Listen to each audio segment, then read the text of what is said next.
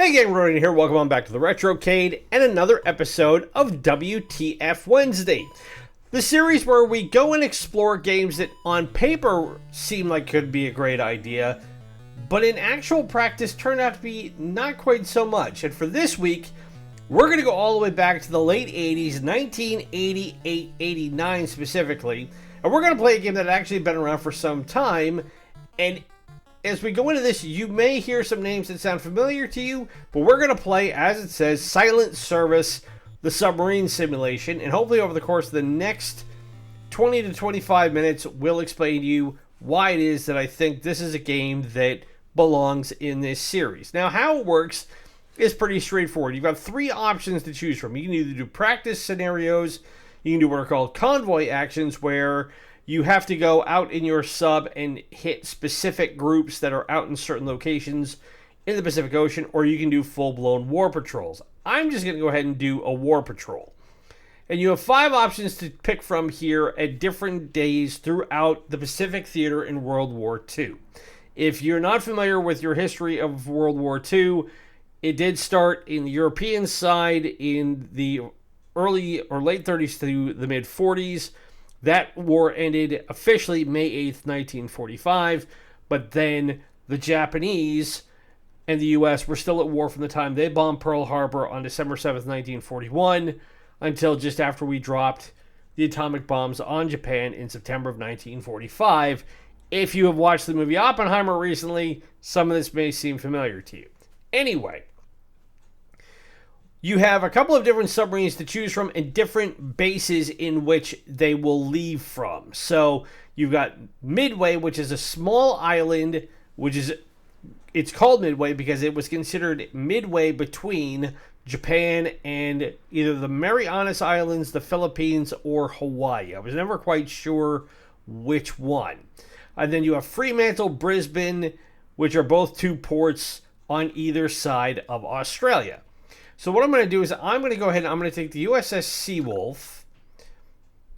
And now when you come in here, you have different options that you can choose from in terms of, unlimited visibility. You can have convoys that move that makes them harder to hit or not. And all these things impact the overall difficulty level. So I'm going to go ahead. I'm going to set this back. I'm going to set the zigzags back. I'm going to keep no dud torpedoes because I want to be able to have mine hit their marks when I launch them. You have repairs under fire, or you have to repair in port only. And then you have standard destroyers or expert destroyers, close convoys, or convoy searches. So we'll start here, and then you can go from midshipman, lieutenant, commander, or captain in terms of difficulty. I'm going to set it at lieutenant and see what we can do from here. Now we'll take you to this map, and you see this is what is considered the Pacific Theater. A theater is basically an area in which a war is occurring, for those of you who don't know the nomenclature. And now I am down at one of the 2 little blinking lights on either side of Australia. You see one that is not blinking. That is my submarine. So I will move out, and you see now I'm patrolling, and I have 44 days of fuel and counting to go and complete my search of this entire area. And what I am looking for are convoys, and you will see when that goes red, I have to press the button quickly, otherwise the convoy will get away and it defeats the purpose of going through and taking a look at this. So now that brings up this screen where you've got a couple of different options. First one is speed, so you can go set it from 1 to 4 or 0 to 4, with 4 being maximum speed, but it burns more fuel.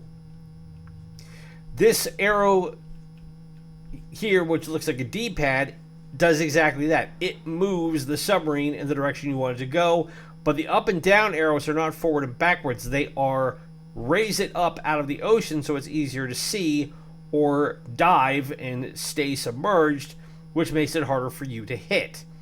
Now this map will blow up to a fair degree of what we're looking at. As you can see, there's 2 specks that are off to our left, and those are the 2 ships we're looking for and want to sink. And it looks like we're about 2,000 yards away according to this tactical screen, and I'm going to put the periscope up, And then if you hit the select button, that takes you to this area where you are able to now as the captain look through the periscope and see the ships. So you look through this portal and you see there are a bunch of ships over here, and if you hit this target ID button, it will identify the ship. Now, a Kaibokan, if I understand it right, is like a gunship. So you want to be on the lookout for them, and you want to be fairly wary of them. Now, our target range, as we currently are, we're actually quite far off. We're over 7,500 meters away. So I want to boost our speed, but not come up out of the water, which means we are going to move slowly, but we will do so stealthily. And what I'm hoping is if we can get in under 5,000 meters, then we'll be in a position to launch our torpedoes, of which we only have a limited number, so we can't just go full tilt boogie and blast them all out in one shot. You have to remember, submarines are very hard to find, but they're also limited in terms of their offensive capabilities. Especially now nearly 100 years ago when they were still not nearly as big and not nearly as well armed as the monsters that we have now. Like, modern submarines have considerably more firepower at their disposal, not to mention the fact that if you're dealing with one that carries intercontinental ballistic missiles, that's an entirely different argument. But this gives me a little bit of time as we are approaching these ships, and now we're closing on about 4,000 meters to kind of go into this. It was developed by Sid Meier, and if that name sounds familiar to you, if you've ever played the game Civilization, then you would know it well because it's got his name on it. Well, prior to him creating that franchise, he was experimenting with military-style simulators like this one. Now, where does this fall under the purview of WTF Wednesday? Well, in a couple of ways. And I'll explain a little bit further as we go along. But how many people do you know who like to play video games and would find it interesting to be a submarine captain, as I'm going to launch a torpedo here and see if I can't hit that troop ship, which is 8,700 tons. Nowadays, if you want to play a military-style game, what you're looking to play is like a first-person shooter, not unlike Call of Duty, Modern Warfare, Counter-Strike, games like that. Which is fine if that's your thing. But this is designed for an entirely different niche. This is for people who like to go and do simulated war games, of which, when I was younger, the most obvious version of that was a game that was called, it was a board game called Axis and Allies, which was this massive game where you would pick, obviously, either the Axis side of World War II or the Allied side of World War II, and then you would determine who ultimately won the war based on how you played it. It was like Risk on crack, was essentially the best way I could put it. I didn't mean to fire that torpedo as that sunk it. So all the ships that we were looking for have now been sunk. And you can see that torpedo we launched going away from us. But now there's nothing else in the vicinity.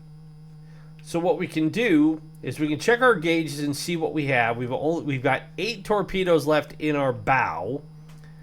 We've got 6 left on our aft side, which is the rear side of the sub. We don't have any damage. They never really explain what this this gauge was for, or much else. Now, if we had damage, we could go down here and check it, and they would have it lit up to indicate what was where. So, like, these are our ballast tanks, which help us stay submerged. This is the torpedo bay. This is the deck gun. This is the central con. You kind of get the idea. The engines are back here. The rudder can get damaged if you're not careful. Then I can come here to the quartermaster's log, and it will register how many ships I've sunk so far on this mission. If I wanted to be able to go up, I could if we had surfaced, but we haven't yet. So now we'll just continue the patrol. We have 38 days of fuel left, and when you see the screen change like that, that is to indicate whether we are during the day when it's light, or when it gets darker, that's when we are at night. Now there are a cluster of ships that look like they are off to our north and slightly to the right.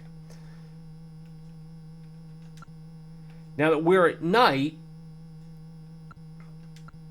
or no, we're actually still during the day on this one. So now we have a destroyer, and we've got to be very careful of them because they have weaponry that can damage us if we're not careful.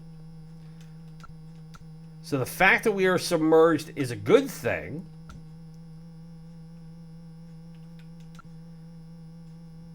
So now we're going to up our speed so we can close in, because we are currently almost 11,000 meters away. And our torpedoes, while they can cover a lot of ground, as we are moving and the torpedoes are moving, the ships are moving. So the closer you get to these ships, the higher your chances you're going to score a hit.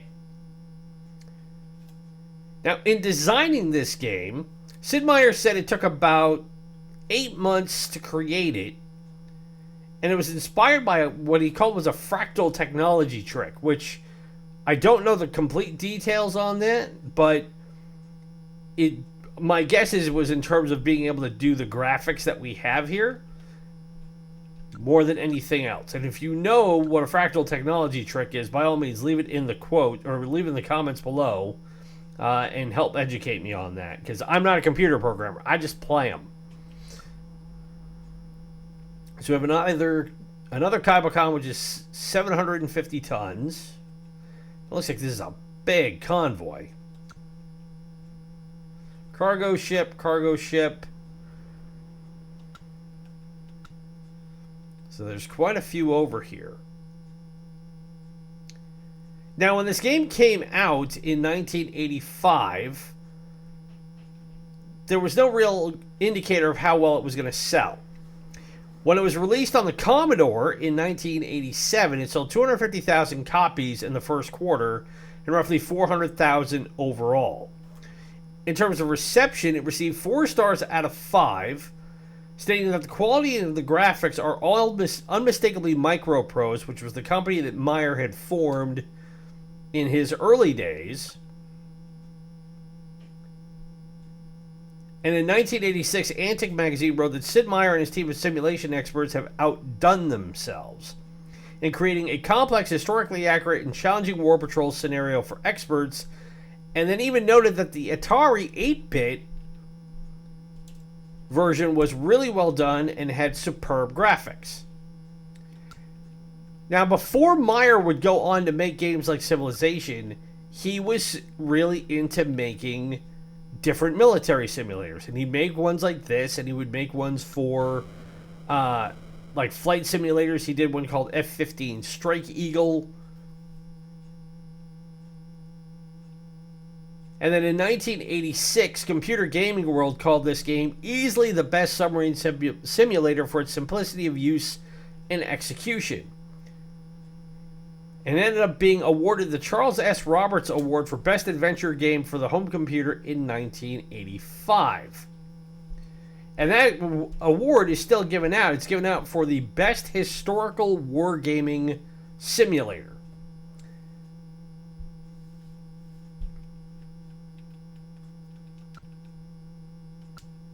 Now we're in under 4,000 meters, and hopefully that torpedo, it did not register. So we whiffed.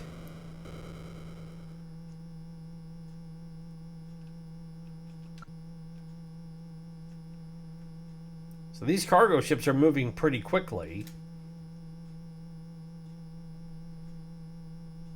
Now, I do not know how well this game did on the Nintendo. And I only discovered it because I found it while I was doing, when I was at an age where I could still rent games without getting much grief from my parents.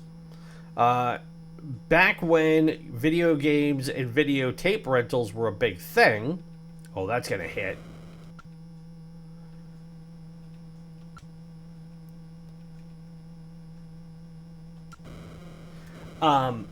You could go and get a game like this and nobody would really bat an eye.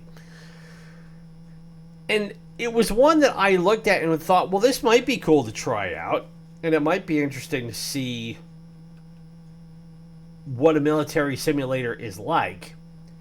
Because like a lot of kids, I grew up with weird esoteric video games like this.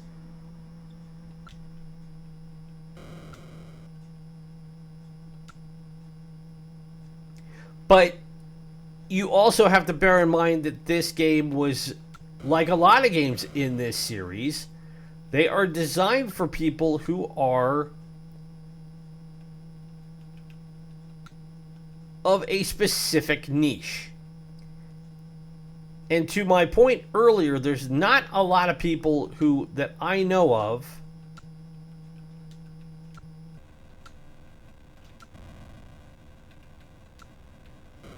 who are super into military simulators as far as video games go.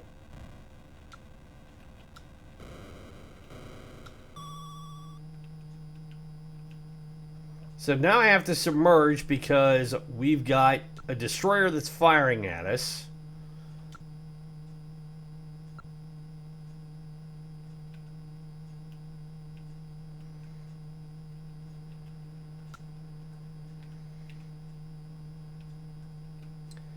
And actually, I didn't want to go down that far.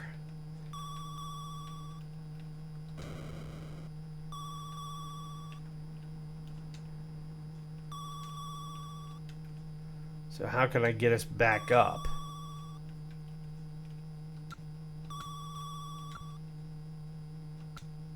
There we go.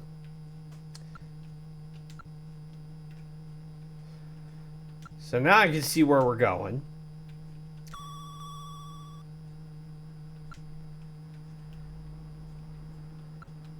We got a problem that our front torpedo base cannot fire. Are we out of torpedoes? We've got 4 left.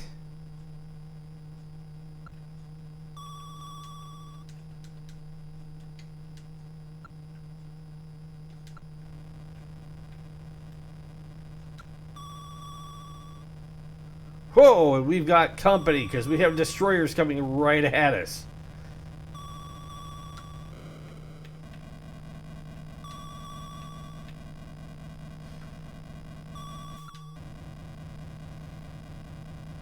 And they're dropping depth charges, which means we have got to go.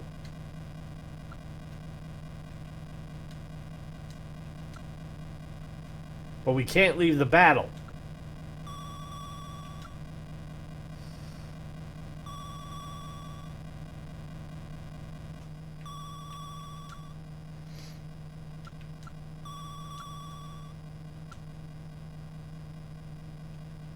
But if I didn't know any better, I'd say we're sinking, which is not a good thing.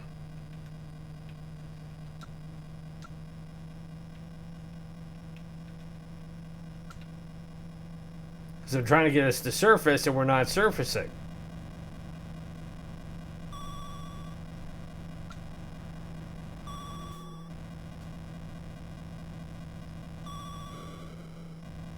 So the depth charge has exploded. And we have died. So they dropped enough depth charges on us that they blew us up. And we managed to sink 3 ships to give us 11,750 tons. And now we can enter our name into the register.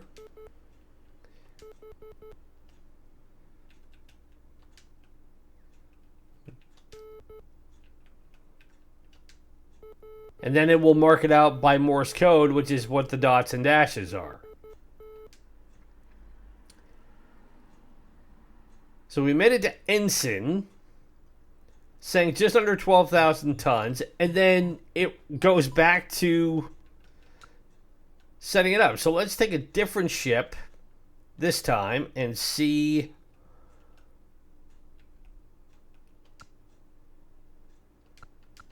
what we can do. And I'll just put it midshipman this time and see what we find out. So now you get more fuel, which means you can be out at sea longer.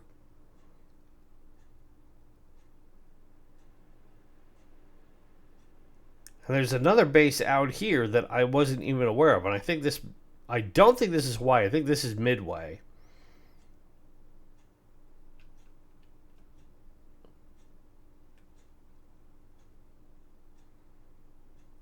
So now we just have to go finding a convoy again. And that's really all this is that's to it. So, unless you're somebody who is super into military history and things like that, this game might interest you, but that's it.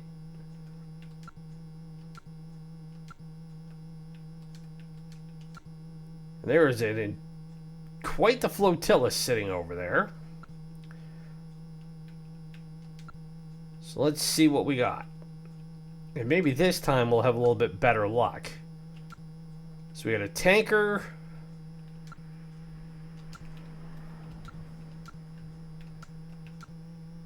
I don't want to go to flank speed. I want to go to full speed. So that tanker's 8,000 tons.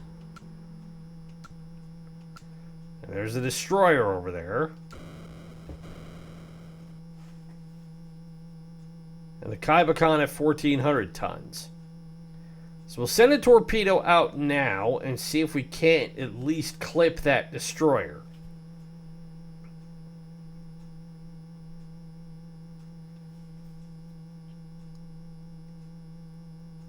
But back in the 1980s, when computer games and video games were still novel ideas, everybody was trying to come up with something that was going to appeal to everybody.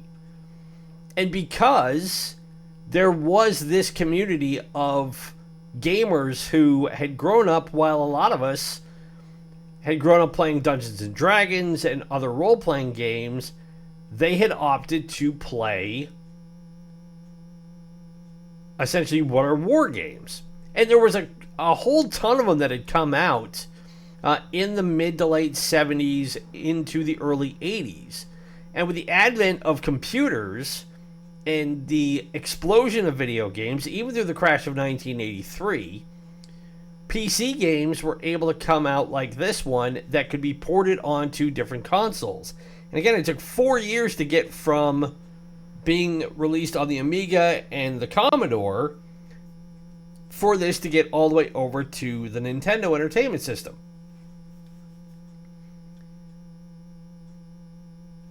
Now let's see if I can actually catch these boats, because that first torpedo I sent out did not land.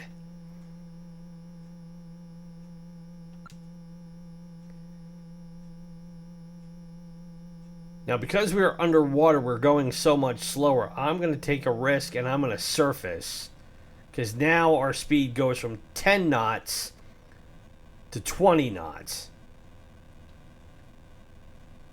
And now we're coming in at a pretty fast clip. But I don't want to get too close and have them see me, because that's going to provoke the destroyer to want to come hunt me down. So let's see if we can take this convoy out.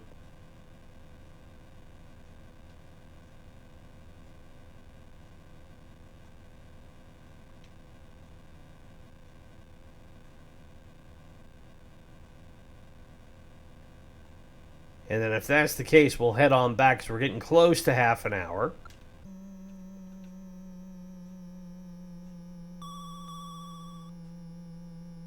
And we've been picked up by the destroyers.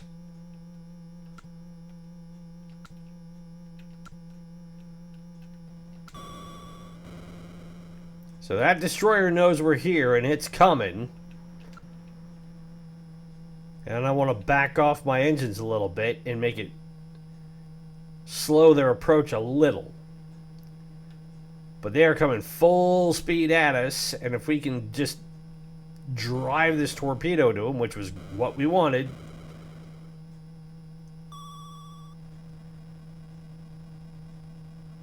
We'll send another one at it, and hopefully this should be enough to sink it, because it's 2,000 tons. It's not that big.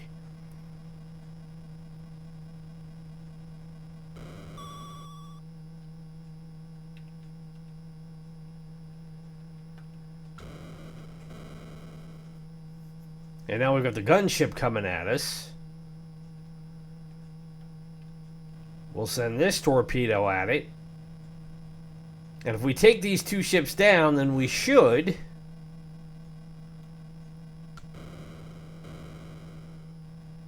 have open season on the remaining ships in this convoy. But in terms of historical accuracy, this is very much in line with what submarines did during the war. Most famously, for what the German submarines did, which were called the U-boats, in hunting down British and American and French shipping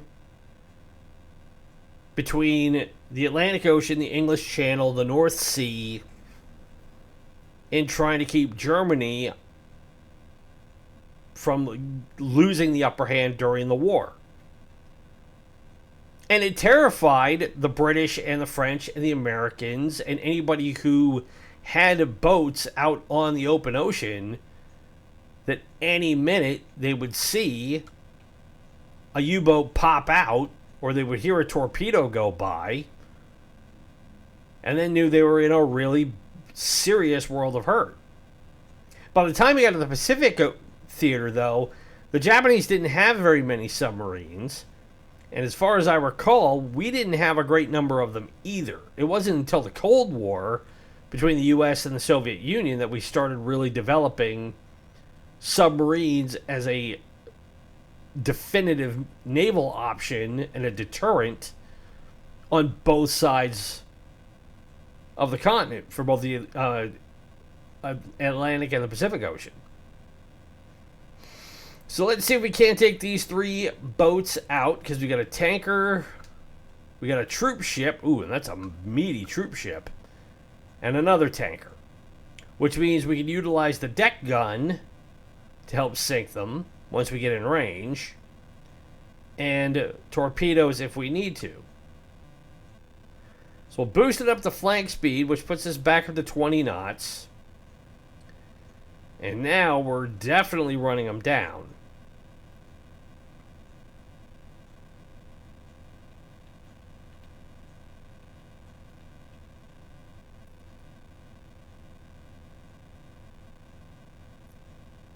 But because this is so limited in what you're able to do, and once we sink this convoy, I'll show you what I mean, because we will go back to base. And as soon as you go back to base, you can't refuel. That essentially ends the patrol, and that's the end of this scenario. So you either stay out on the ocean until you risk running out of fuel, or you get sunk. But then it becomes a case of whether or not you find more convoys, you're able to sink more ships, you're able to build your log of more tonnage that you're putting to the bottom, and that ultimately determines your final score. So there is no real end game here other than that. There's no other scenarios. You don't get to take your boat back out and take on the next wave of Japanese ships or whatever. That wasn't considered when they built this game. It is as basic and rudimentary a simulation by today's standards as you could possibly think of. And as somebody who really likes flight simulators, like I love the Ace Combat series, you know, that is way, way, way different to this in terms of the different types of missions that you have, the storylines that are put into it. So we'll launch the deck gun here and give these a couple of hits. Now, obviously, the deck gun is not as powerful as the torpedoes, so it takes a few more hits, but you have more ammunition.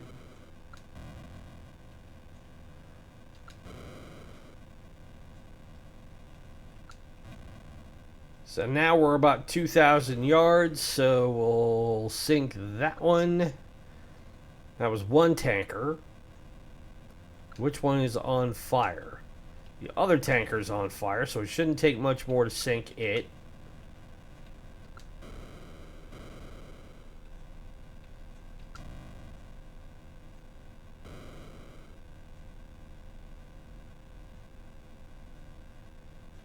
And if the deck gun is going to bring it down,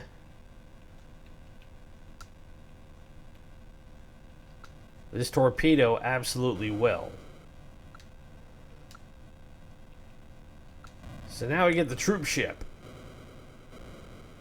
Now the deck gun isn't always a guarantee to hit.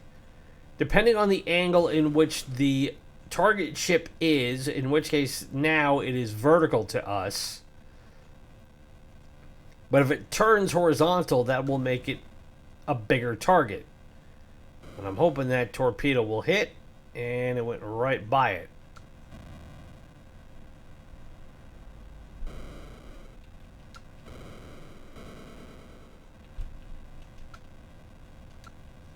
And it's because it's trying to make a run for it.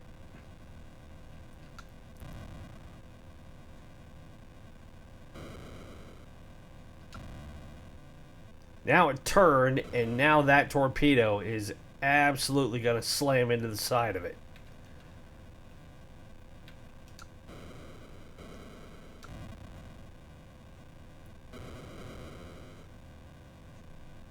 And down it goes. So there's nothing else here. And hopefully we won't get any more convoys between here and home. But I'll let that one go. We'll slip around New Guinea. And with 28 days of fuel left, thereabouts, we're back at base. So now it gives you your overall ranking. And this time we sank a considerably higher tonnage of ships, nearly 30,000.